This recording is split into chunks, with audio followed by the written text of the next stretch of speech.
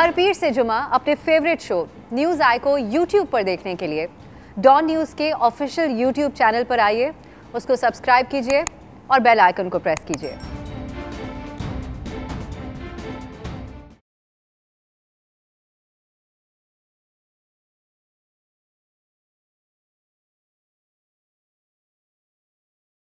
अस्सलाम वालेकुम, मैं हूं अफसा कोमल। इस्लामाबाद का मौसम बहुत सुहाना है, बारिश हो रही है, लेकिन हुकूमत के दिल का मौसम कैसा होगा ये खुदा ही जाने, क्योंकि आज मुल्क भर में हुकूमत के ख़िलाफ़, इस महंगाई के ख़िलाफ़ एहतजाज हो रहे हैं।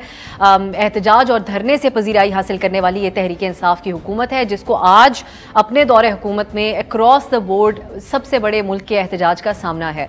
महंगाई के ख़िलाफ़ अपोजिशन और अवाम सड़कों पर हैं और एक और तंजीम भी अपने मुतालबात के लिए सड़कों पर निकली हुई है और हुकूमत ने उन्हें रोकने के लिए लाहौर और रावलपिंडी और इस्लामाबाद में कई सड़कें बंद कर दी हैं, जैसा कि आप शेख रशीद साहब का बयान भी सुन रहे थे। अब अपोजिशन है, एक बार फिर पंजाब में तहरीक अदम एतमाद के इशारे भी दे रही है। इन हालात में हुकूमत का अगर हम हाल देखें, उनके बयानात देखें, वो ये हैं कि वो खुद ही अपने लिए मुसीबतें खड़ी कर रहे हैं। मुल्क के मरकज़ी बैंक के गवर्नर रजा बाकर, गवर्नर स्टेट बैंक, उनका जो बयान है वो आज अवाम हो, मीडिया हो, हर जगह सोशल मीडिया हो, जुबान ज़द-ए-आम है, जहां उन्होंने कहा कि डॉलर महंगा होने से ओवरसीज़ पाकिस्तानियों को तो फ़ायदा होगा। अब इस पर रुपए में कमाने और रुपए में खर्च करने वाले हम जैसे जो पाकिस्तानी शहरी हैं, वो सवाल ये करते हैं कि हम डॉलर किधर से लाएं जो हमें भी इससे फ़ायदा हो। हमें क्या कंसर्न इससे कि बैरून मुल्क लोगों को क्या फ़ायदा होगा या क्या नहीं होगा।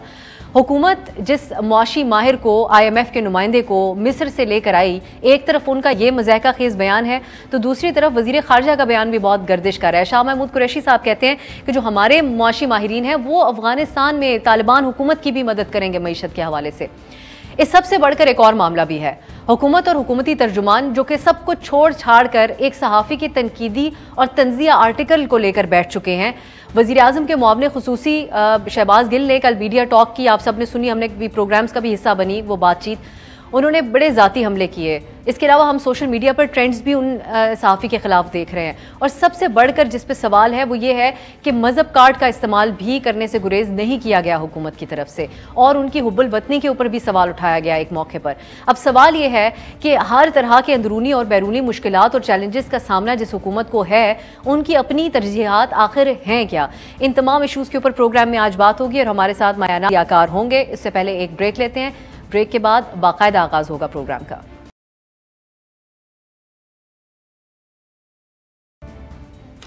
ब्रेक के बाद खुशामदीद बात होगी। एक तो मुल्क भर में जो महंगाई के हवाले से जो महंगाई के खिलाफ एहतजाज हो रहा है इस हुकूमत के खिलाफ, उसके बारे में कितना संजीदा लेना चाहिए हुकूमत को इसको, और दूसरी तरफ हुकूमत की अपनी तरजीहात क्या हैं। हमारे साथ हैं मुजाहिद बरेलवी साहब और अतहर काज़मी साहब, इन दोनों का तजिया हासिल करेंगे। बहुत शुक्रिया आप दोनों का। बरेलवी साहब, आगाज़ में आपसे कर लेती हूँ, जो कि टॉक ऑफ द टाउन है, कल से इसी पे बात हो रही है कि इजिप्शियन मॉडल के तहत मामलात को चलाने के लिए हम गवर्नर स्टेट बैंक रजा बाकर साहब को यहाँ पे लाया गया था, लेकिन उनके बयानात की नौयत वैसी है जैसी शौकत यूसुफजई साहब या अली अमीन गंडापुर साहब बात कर लेते हैं, जो कि टेक्निकली मामलात को समझते नहीं हैं। आपकी नज़र में ये जिस किस्म के स्टेटमेंट सामने आ रहे हैं, ये ऐड कर रहे हैं उन सेंटिमेंट्स के अंदर जो आवाम पहले से महंगाई के खिलाफ रखते हैं और इस वक्त बड़ा गम गुस्सा पाया जा रहा है आवाम में? देखिए कोमल, एक दो इसको पहलुओं से देखा जा सकता है। एक तो मैं अपोजिशन, यानी चाहे पीपल्स पार्टी हो और नून लीग हो या PDM हो, अगर वो लोग जो माजी में कोई 35 साल नवाज शरीफ की हुकूमत इक़्तिदार में रही है, इसी तरह सिंध में कोई 13 साल से पीपल्स पार्टी वाले हैं, तो ये लोग जो इक़्तिदार में रहे हैं, अगर इन्होंने आज आवाम को कुछ दिया होता तो ये तो हमें बताएं ना कि उन्होंने क्या दिया, कि कौन से ऐसे सॉलिड ग्राउंड पर इसकी मईशत को खड़ा किया। 2.5 करोड़ बच्चा स्कूल अगर आज नहीं जाता तो ये कोई 3 साल से तो नहीं है ना। सिंध में है ना कि 5 से 14 साल के 2.5 करोड़ बच्चे स्कूल ही नहीं जाते। इसी तरह आप जिस शोबे में चले जाएं, कि इंडस्ट्री में चले जाएं, आप ज़राअत में चले जाएं, आपने जो एक मोटरवे यकीनन बड़ा कारनामा नवाज शरीफ का सकता है, तो इनको तो बिल्कुल हक नहीं है। और माशाल्लाह ये भी देख लीजिए कि ये जितने भी लोग हैं जो हमारे सियासतदान, पहले नसरुल्लाह खां होते थे, वली खां होते थे, बिदंजो होते थे, पलीजो होते थे, छोटा सा घर होता था, हम लोग जाते थे मिलते थे। अब तो ये अगर ऐवान वज़ीर आज़म में नहीं है, उससे इनके बड़े घर हैं। तो एक तो मैं कहूँगा कि ये कम से कम अपोजिशन जिस बुनियाद पर तहरीक चला रही है, तो इनका तो एक जायज़ इसलिए नहीं लगता कि मैंने कहा ना कि इतने अरसे इक़्तिदार में रहने के बाद अपना हिसाब किताब दें। अब देखें, वो तो ये सही है कि हर चीज़ में हम लोगों की तनख्वाहें 350 रुपये होती थी जब हम अखबार में आए, कुछ आए तो 4,000 50,000 हो गई, अब माशाल्लाह 5-5 लाख हो गई।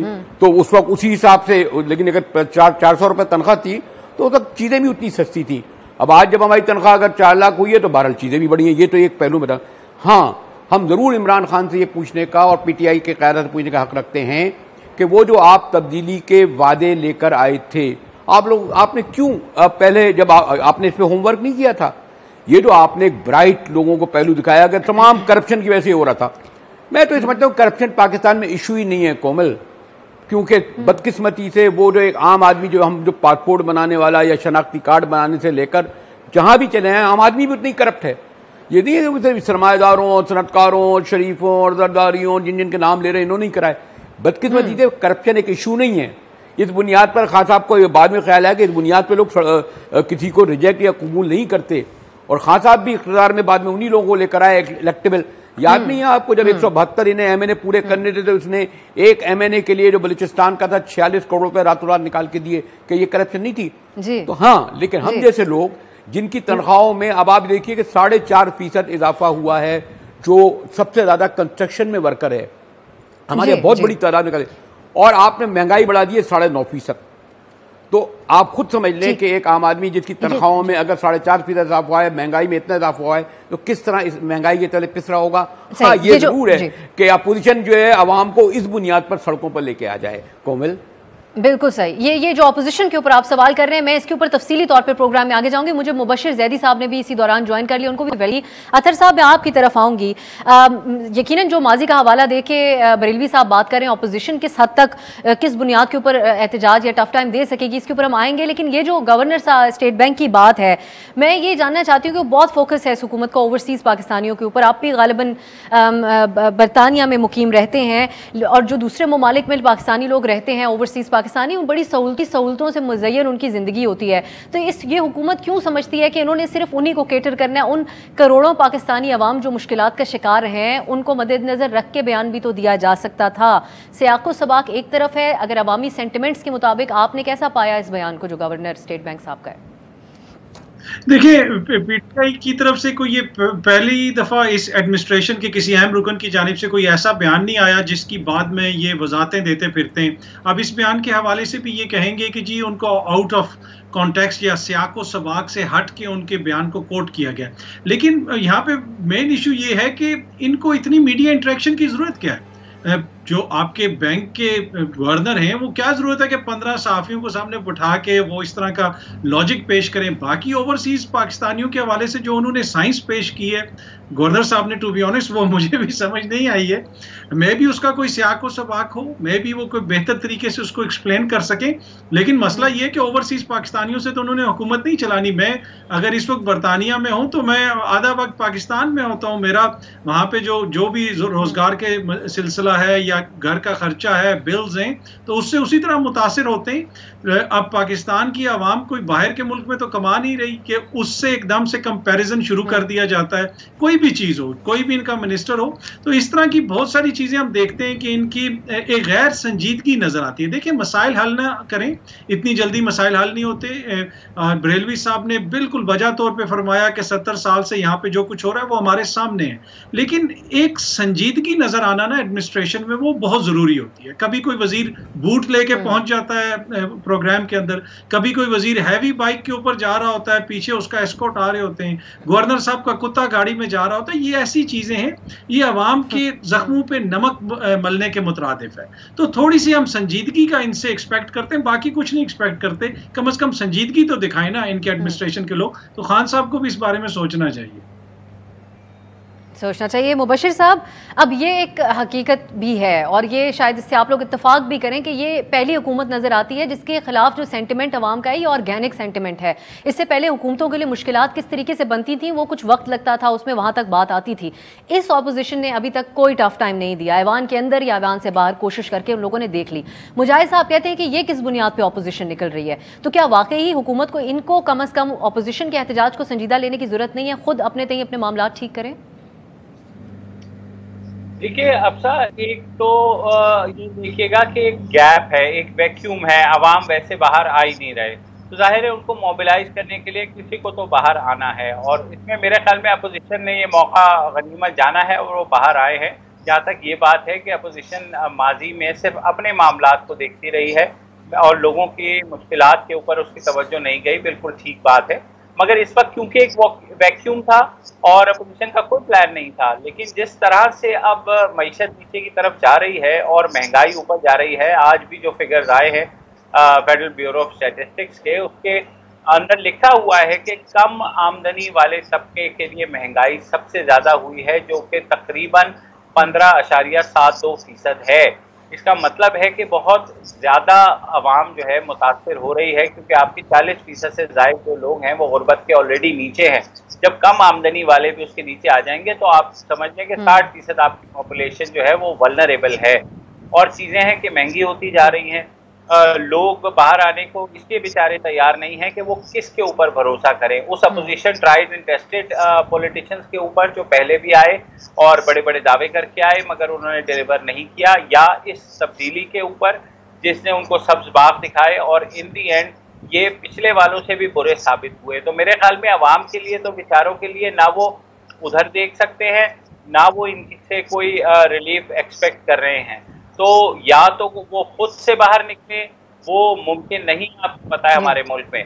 मगर ये ज़रूर है कि अगर अपोजिशन ने इस वैक्यूम को फिल करने के लिए सामने आई है तो आप देखेंगे कि वो कुछ ना कुछ अपने तौर पर मोबिलाइजेशन ज़रूर करेगी और कर रही है। अच्छा, बिल्कुल बरेलवी साहब, अब ये बात ठीक है, अगर एक तरफ हम रखें कि जो भी माजी रहा इन ऑपोजिशन की जमाना, लेकिन एक इम्तिहान तो है। एक तरफ इमरान खान साहब जब ऑपोजिशन में थे तो तिगनी का नाच नचा दिया था उन्होंने नून लीग की हुकूमत को। ये ऑपोजिशन की जमातें जी अब तो दोनों ही हमारे अतर काज़मी और मुबशिर ज़ैदी बड़े सीनियर जर्नलिस्ट हो गए। मैं एक बहुत सियासत के तारीख के तालिब की ऐसे कह सकता हूँ कि क्या कभी महंगाई के ऊपर या बेरोजगारी के ऊपर या अवामी मसाइल पर हुकूमतें गई हैं? मुझे एक बात ज़रूर याद है कि जो भुट्टो साहब ने उस वक्त चलाया था, 20 रुपये मन आटा हो गया था, जालिब साहब ने नदम लिख दी, 22 घरानों का आ गया। लेकिन उसमें भी हमें अगर देखते हैं जो याहिया खान तैयार कर रहे थे, अयूब बीमार हो गए थे, पाकिस्तान में मैं ज्यादा तफसील में नहीं जाऊँ, क्या भुट्टो साहब कोई महंगाई की वजह से निकाले गए थे? वो निजाम मुस्तफा की तहरीक चल गई। दूसरी मुशर्रफ कोई भी हुकूमत कभी भी सड़कों पर महंगाई के मसले पर नहीं निकली, या तो इस्टेब्लिशमेंट ने उसको निकाला या बहुत सारे अवामिल, और जो मैं उसकी तफसील में नहीं जाऊंगा, आप ज्यादा जानती है। इस सूरत हाल में बरेलवी साहब, बलोचिस्तान ठीक है, हम महंगाई को एक तरफ रख देते हैं, हमने जो इशारे जो मामला देख रहे हैं, बलोचिस्तान में जाम कमाल जैसी ताकतवर शख्सियत के खिलाफ अदम एतमाद की तहरीक आ रही है। इस्लामाबाद में ओला मार्च दोबारा से शुरू हो रहा है और वह एहतजाज और वो वाले मामला। फिर इसके अलावा इस्लामाबाद और पिंडी की टेंशन के हवाले से जो इंप्रेशन और तासुर है, ये सारी चीज़ें वजूहात बन सकती हैं। लेकिन जाम कमाल सॉरी टू से वो सूबा बलूचिस्तान जो सियासी एतबार से ऐसा होता था कि जिन्होंने 4 साल तक भुट्टो के खिलाफ लड़े, फौजियों से लड़े, बिदिन जो मैंगल मरी, वो सूबा बदकिस्मती से फिर 80 की दहाई बाद ऐसा हो गया कि कोई भी जो बंदा जिसको सेनेटर बनना होता है एक बैग लेता है और वहां सेनेटर बन जाता है। कोई भी जिसे MP इलेक्ट होना है पैसा होता है। आपने नहीं देखा सरदार सना ज़हरी जिनके पास 43 अरकान की अक्सरियत थी, नवाज शरीफ गवर्नमेंट गई तो पता चला कि बेचारे कुद्दूस बिदंजो जिनके पास 5 अरकान थे वो लेके। और इंटरेस्टिंग बात यह है कि मुबशिर ज़ैदी अगर मेरी बात तस्दीक करेंगे कि संजरानी को कोई ऐसा नहीं है कोई छड़ी से वो सना ज़हरी को निकाला गया था, बाकायदा एक बगावत की गई जिस तरह आज इनके खिलाफ हो रही है। और यहाँ मैंने देखा कि जरदारी साहब बैठे थे, दाएं हाथ पर कुतुब बिदंजो, बाएं हाथ पे मुराद अली शाह, यानी इसमें मेजर रोल जो है वो पीपल्स पार्टी का था, सना ज़हरी नूनी कराने का। अब आज जो लोग जिन्होंने बाप बनवाई वो उन्हीं के जो बाप हैं असल में, सॉरी टू से मैं क्योंकि नाम ही वो बाप कह रहे हैं, असल में जो उनके बाप हैं वो उनसे नाराज हो गए तो उन बाप में से नाराज निकल आए उनके कुछ तो ये पेश खैमा मुबशिर साहब हो सकता है हालात व वाकयात का। जाहिद बरेलवी साहब वाली बात को अगर लेके चलें आप ज़ैदी साहब। देखिए, नहीं, बलूचिस्तान को आप दूसरे एंगल से देखें, वहाँ पर ज़्यादा कंट्रोल दादा का होता है, बाप का नहीं होता। बाप बेशक बना दिया है लेकिन कंट्रोल अभी भी दादा का है। तो बलूचिस्तान को आप बिल्कुल साइड पे रख दें इस वक्त, वो क्योंकि इस वक्त दादा यहाँ मसरूफ़ हैं सेंटर में कुछ अपने मामलात में, इस वजह से वहाँ इतनी तवज्जो नहीं है। और वहाँ हम देख रहे हैं कि अगर कोई चेंज आएगी भी तो विद इन बाप ही होगी। तो लिहाजा जो भी आएगा वो एस्टेब्लिशमेंट के कंट्रोल में ही रहेगा। बात अगर सेंटर पे आ जाए, जो इन्होंने बात की मुजाहिद साहब, बिल्कुल दुरुस्त है कि कोई हुकूमत महंगाई के ऊपर नहीं गई, और ना ही हम यहाँ ये कह रहे हैं कि हुकूमत जाएगी। हम ये कह रहे हैं कि वो अपोजिशन बाहर आ रही है जो काफ़ी हद तक अवाम के नज़र में ऑलरेडी जो है वो डिस्क्रेडिट हो चुकी है, मगर क्योंकि एक वैक्यूम था, एक खला पैदा हुआ कि हुकूमत के खिलाफ कोई एहतजाज करने वाला नहीं था, इसलिए वो जमातें अब बाहर आ रही हैं और लोगों के पास और कोई चारा नहीं है कि उन्हीं के पीछे खड़े हों कि कोई तो उनके हक में आवाज़ उठाए, क्योंकि हुकूमत जो है वो महंगाई पे अजीब अजीब ताबीलें दे रही है। वो कभी उनके नमक पाशी करते हैं कि जनाब अभी भी कीमतें जो हैं पूरी दुनिया से सस्ती हैं, पाकिस्तान में पेट्रोल बढ़ जाता है तो कहते हैं पूरे रीजन में जी सबसे सस्ती है। आमदनी का नहीं बता रहे कि आमदनी जो है वो पूरे खित्ते में सबसे कम है हमारी, जो इन्फ्लेशन रेट है पूरे खित्ते में सबसे ज़्यादा है हमारा, ये नहीं बता रहे।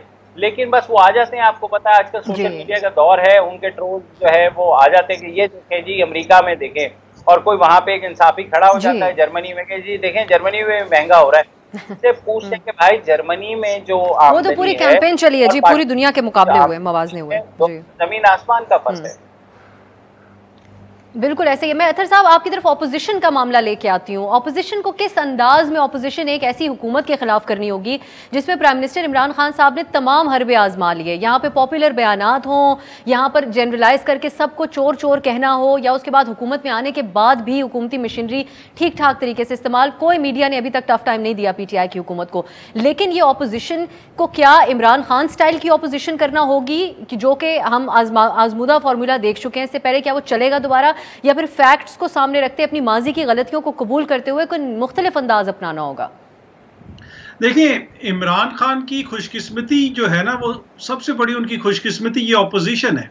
इस ऑपोजिशन के पास क्या है ऑफर करने के लिए, या माजी में इनको चांसेस ना मिले हों, तो इमरान खान साहब की तो इंश्योरेंस पॉलिसी ये है, अगर इस वक्त आवाम को कोई जेन्युइन आपको अल्टरनेटिव मिले, कोई ऐसी मुतबादल क़यादत मिले जो आके ये दिखा सके आवाम को कि हम आपके मसाइल हल करेंगे, हम आपकी चीज़ों को बेहतरी की तरफ लेके जाएंगे, तो आप देखेंगे कि आवाम की तरफ से बड़ा उसके ऊपर रद्द-ए-अमल भी आएगा। लेकिन ये ऑपोजिशन ने जब से ऑपोजिशन शुरू की है, इन्होंने अवामी मसाइल को तो मसला ही नहीं बनाया, इन्होंने अपने मसाइल बनाए हुए हैं जी, हमारे ऊपर मुकदमात, हमारे ऊपर ये कर दिया, हमारे खिलाफ ये कर दिया, हमें ये कर दिया। भाई आप अपने मसाइल से बाहर निकलें और अवाम के मसाइल के ऊपर सियासत करें।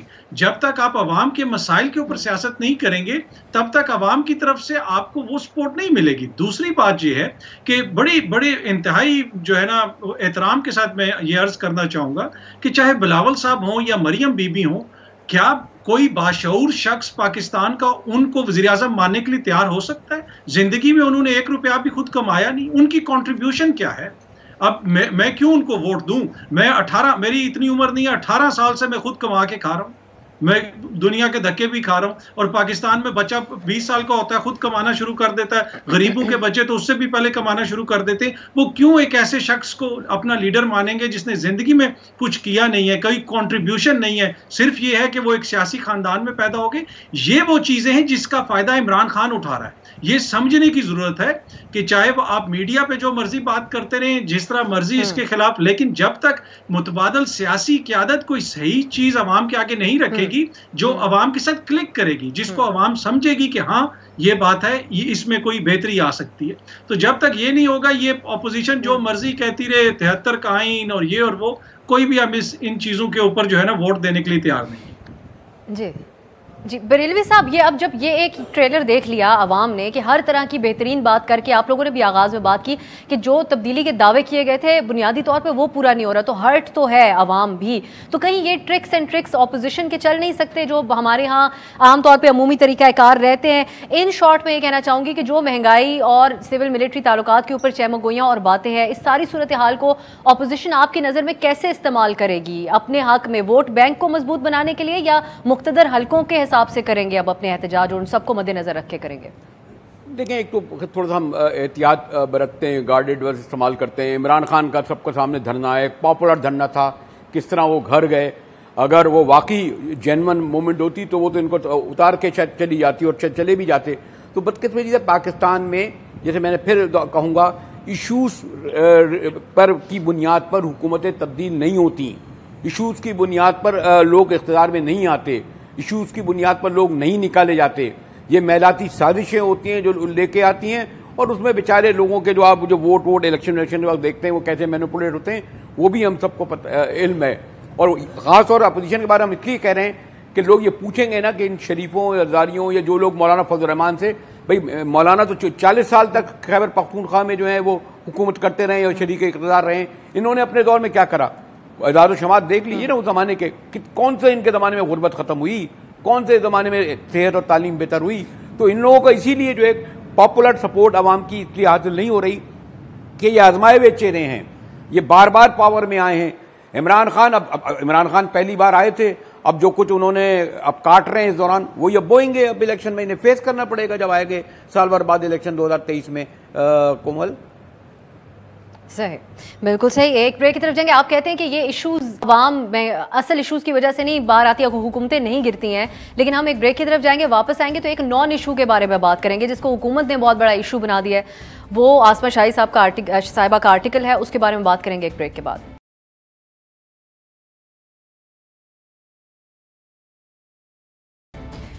ब्रेक के बाद खुशामदीद आपको कहेंगे। और मैं ब्रेक से पहले इसी से हम बात कर रहे थे, ये सारे मसाइल मौजूद हैं महंगाई के ऊपर, अवाम जो देख रहे हैं वो खुद भी समझते हैं, अपोजिशन अपनी तरफ से कोशिश तो कर रही है। ये ख्यालात का इजहार हुआ ब्रेक से पहले कि किस हद तक अवाम उनको ट्रस्ट करेंगे, लेकिन हुकूमत इस हद तक खौफजदा हमें ज़रूर नजर आ रही है कि प्राइम मिनिस्टर साहब की मीटिंग्स पे मीटिंग्स तो हो रही हैं, दूसरे शेख साहब ये बात कह रहे हैं बार बार कि हमें कोई खौफ नहीं है इस अपोजिशन पे। ये तो वक्त आने वाला बताएगा। हम दूसरे टॉपिक की तरफ जाते हैं जो एक नॉन इशू था जिसको हुकूमत ने बहुत बड़ा इशू बना दिया है। अतर आपकी तरफ ये सवाल मैं लेके आना चाहूंगी। शहबाज गिल साहब ने उस आर्टिकल के बारे में जो एक तहरीर थी आसमा शाही साहिबा की BBC उर्दू के लिए, उसके ऊपर पेट्रियाटिज्म के ऊपर सवाल श्री मजारी साहिबा की तरफ से उठा दिया गया, हुब्बुल वतनी के हिसाब से गाली देने का इल्ज़ाम कल लगाया। उस प्रेस कॉन्फ्रेंस में मजहब कार्ड तक का इस्तेमाल कर दिया गया और माली बदउनवानी के हवाले से जो इशारा दिया उसका तो वो खुद ही जवाब देंगी।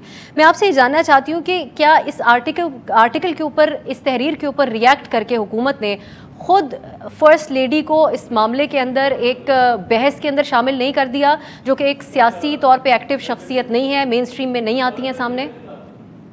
देखें, जहां तक आसमा शराजी या कोई भी सहाफ़ी हो, उनके खिलाफ गलत जुबान इस्तेमाल करना और बेबुनियाद इल्ज़ामात लगाना, सोशल मीडिया के ऊपर ट्रेंड चलाना, उसकी जितनी मजम्मत की जाए वो कम है। किसी भी शख्स को ये हक नहीं पहुंचता कि वो गैर शाइस्ता जुबान इस्तेमाल करे किसी के भी खिलाफ, चाहे वो सहाफ़ी हो या सियासतदान हो। अब बात यह है कि जहां तक इस आर्टिकल का ताल्लुक है, ये एक आर्टिकल की बात नहीं है। आप पीछे चली जाए, जब भी कोई मौका आता है, कोई भी मौका, चाहे आज़ाद कश्मीर के अंदर वज़ीर आज़म को लगाना है या किसी जगह पे गवर्नर को लगाना है, आप अखबारात की सुर्खियां देख लें जी, इस्तिखारा ये बता रहा है, इस तरह की बातें हैं, जिन ये पैगामात लेके आ गए हैं, ऐन से नाम होना चाहिए। तो मसलसल ये कोशिश की जा रही है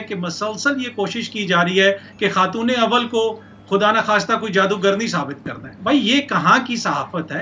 आप अगर कोई गलती है इस हुकूमत में तो वो इमरान खान की है, अगर नाअहल है कोई तो वो इमरान खान की टीम है। आप ये कहें कि मईशत कामयाब नहीं हो सकती, चाहे आप हफीज शेख को ले आए, चाहे आप बाहर से किसी और को मंगवा लें या रजा बाकर को मंगवा लें। अब आप यहाँ पे अगर ये कहेंगे कि आप पुतलों में सुइयां लगा दें या आप ये कर दें वो कर दें, तो ये तो आप खुद एक तरह से उन पे अटैक कर रहे हैं। फिर बाद में कहेंगे, लेकिन अतर मेरा सवाल ये होगा आपसे, मैं रिएक्शन के ऊपर इसलिए सवाल कर रही हूँ कि सब जब नाम नहीं लिया, ओपिनियन का मतलब यह है कि हर कोई जिस तरह का ओपिनियन देना चाहे वो दे, उन्होंने नाम नहीं लिखा। क्या ये इतना अहम मसला था कि हुकूमत इसके ऊपर प्रेस कॉन्फ्रेंस करके खुद फर्स्ट लेडी का नाम इसके अंदर लेके आ जाए? देखिए, अब जो मैं ये सारा तबसरा कर रहा हूँ, बाद में मैं जाकर ट्विटर पे लिख दूंगा कि ये मैंने यूगोस्लाविया की सूरत हाल के हवाले से किया। जब आप इस तरह की एक अवामी लीडर की जोजा को टारगेट करेंगे तो आगे से उसका रिएक्शन आएगा। अब प्रॉब्लम पाकिस्तान के अंदर ये है कि पाकिस्तान के अंदर हर जो ताकतवर शख्स है और हर जो मरात याफ्ता तबका है, उसने अपनी जेब में मुख्तलिफ कार्ड रखे हुए। आप किसी के खिलाफ बात करो तो मुल्क का दिफा खतरे में पड़ जाता है, किसी से क्वेश्चन करो तो जमहूरियत खतरे में पड़ जाती है, किसी से आगे से उससे क्वेश्चन करो तो वो कहते हैं कि जी हम खातून है इसलिए हमें टारगेट कर लिया गया, हमारी हरासमेंट हो गई। नहीं, ये बात नहीं है। अगर हुकूमत सरकारी मीडिया के जरिए किसी के खिलाफ, लेकिन अगर आप इससे तो अग्री करेंगे ना, वो हरासमेंट किस चीज को कहा जा रहा है, जो हैशटैग ट्रेंड्स चलाए जा रहे हैं उसको हरासमेंट कहा जा रहा है। एक ब्रेक की तरफ जाती हूँ, आपकी आवाज भी फिक्स करेंगे, वापस आके ही कमेंट यहीं से और फिर मुजाहिद बरेलवी साहब का कमेंट भी इस पे शामिल करेंगे एक ब्रेक के बाद।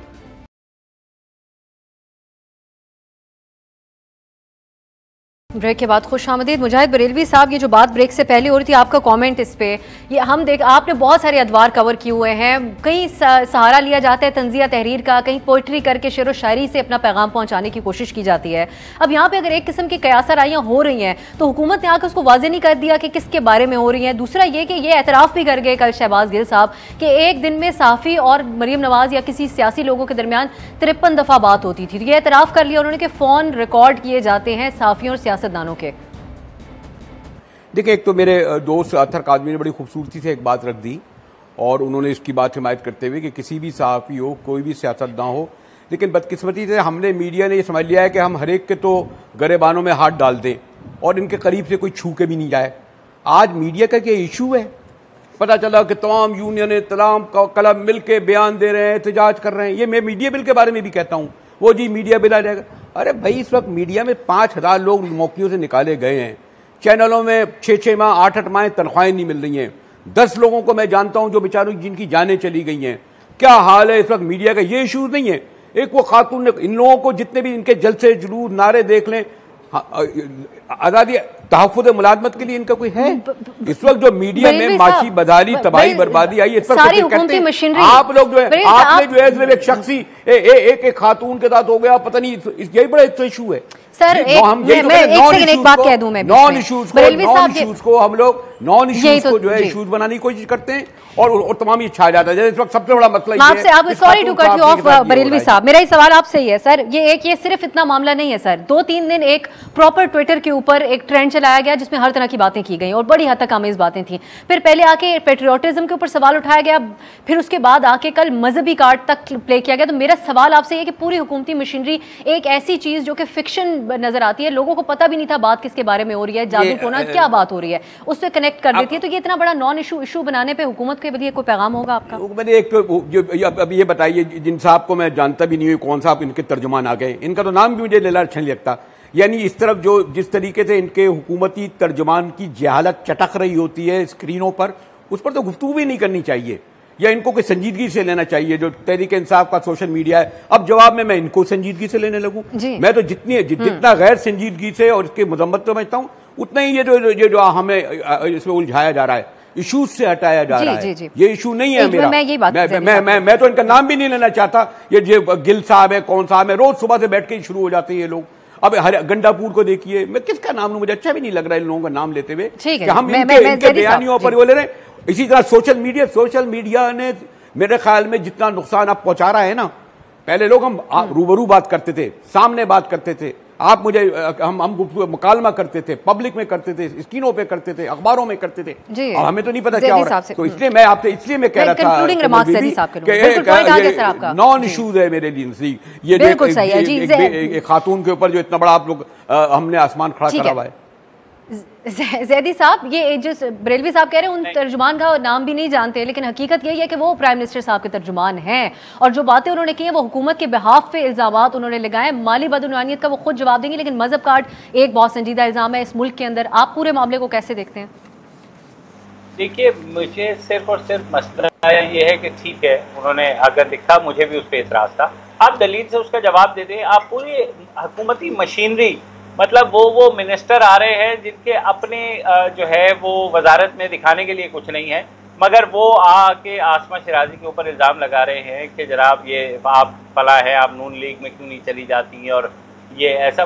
तो ये जो देखिए, स्टेट को मौका चाहिए होता है हुकूमत को कि वो रुख मोड़े जो तनकीद का उसके ऊपर हो रही है, महंगाई की वजह से, मिस गवर्नेंस की वजह से, मिस मैनेजमेंट की वजह से, और उन्हें इस सूरत में एक इशू मिल गया और उन्होंने पूरा जो है मीडिया वो भर दिया कि सिर्फ आसमा शिराजी की जो है वो किरदार कुशी की जाए। इंतहाई मजम्मत करता हूँ मैं सारी आप कंटेंट से, मुझे भी इख्तलाफ है और मैंने उसी सोशल मीडिया पे इख्तलाफ किया उनके कंटेंट से। इसका ये मतलब नहीं है कि और फिर जैदी साहब इस पे तनकीद बनती है कि सारा मीडिया, सहाफ़ी और मीडिया तंजीमें आके उनके हक में बात करें। आपने वो ट्रेंड, आप बहुत एक्टिव हैं ट्विटर के ऊपर, अतर साहब भी हैं, बरेलवी साहब भी होंगे, वो ट्रेंड्स आपने देखे क्या? ये कोई भी इंसान के साथ ये रवैया होना चाहिए और उसको हुकूमत को सपोर्ट करना चाहिए? बिल्कुल नहीं, लेकिन देखिए हुकूमत यही तो चालाकी है कि वो बेनामी अकाउंट आ जाते हैं जिनके साथ 6-7 न्यूमेरिक नंबर भी लगे होते हैं। जैसे कल जरार कह रहे थे पापा की प्रिंसेस आ गई, या कोई बलोच कोई आपको पता है इतने जाली अकाउंट बने हुए हैं, वहाँ पर वो आ जाते हैं और कहते हैं कि तुम तो मुसलमान ही नहीं हो, तुम तो गद्दार हो, तुमने तो लिफाफे लिए हुए हैं। उसके बाद वो नीचे ऐसे लोग अननोन लोग, तो ये फेक आईडीज के साथ ये हुकूमती ट्रोल जो 450 के करीब कीबोर्ड वॉरियर्स रखे हुए हैं जिनका काम ही है कि जी मेरे पास अनफॉर्चुनेटली वक्त मैं आपकी बात को जी बिल्कुल आपका पॉइंट आ गया, मेरे पास वक्त खत्म हो गया। लेकिन ये जो सिर्फ फेक अकाउंट्स ही थे, हुकूमत राइट्स की मिनिस्टर तक ने आके इसके अंदर अपना हिस्सा डाला है। बहुत शुक्रिया आपको मुबशिर ज़ैदी साहब, अतहर काज़मी साहब और मुजाहिद बरेलवी साहब। नाज़रीन आज के लिए इजाज़त दीजिए, खुदा हाफिज़।